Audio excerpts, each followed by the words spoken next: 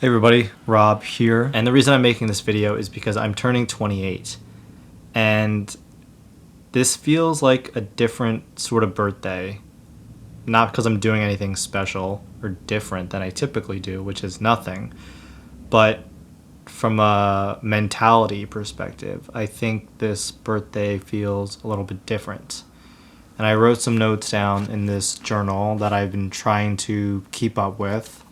I only have a couple entries so far. I would really like to share some of my thoughts about getting older with you.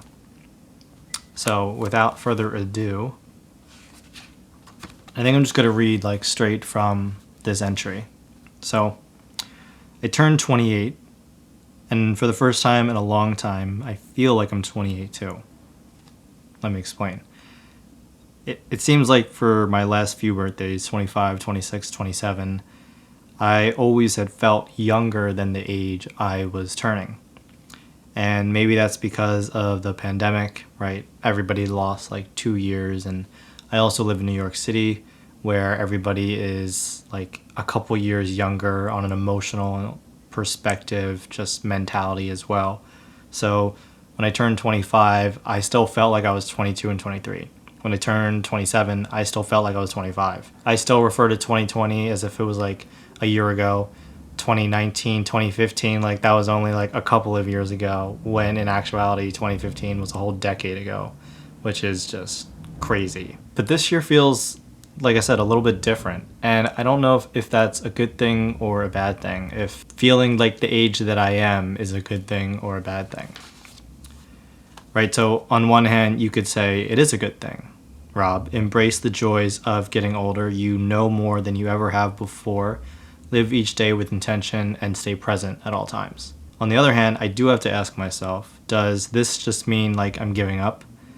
Have I lost my youthful rebellion? Which, if you know me, is I probably have never had youthful rebellion to begin with, but for the purposes of this journal entry. Or, right, is acceptance actually a sign of maturity?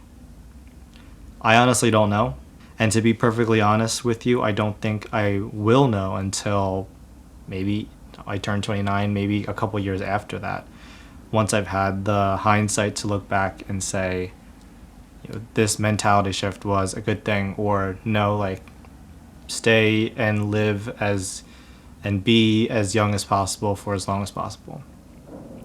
I've been doing a lot of reflection recently, with it just having been the turn of the new year and now the turn of my new year, trying to think about how I want this year, both 2025 and 28, to go.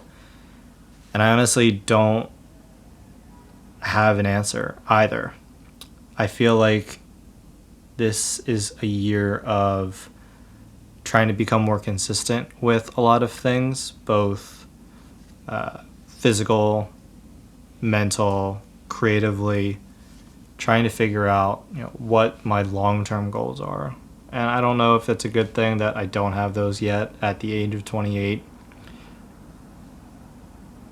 And maybe it's not so. Maybe it is a good thing, right? Maybe waiting this long to establish these longer goals has allowed me to learn more about the world and plan goals that previous me wouldn't even have thought about, wouldn't even have known about. So I honestly don't know. But I do think 28 is going to be a good year. I hope I just didn't jinx myself by saying that. I think 28 is going to be a year of realization and growth, mixed in with some hopefully fun, some new experiences, some travel. That's really all I can ask for at this stage. I don't think I'm asking for a lot. I'm not opposed to a lot happening, but I'm not asking for a lot to happen. But we will see. And until next time, see ya.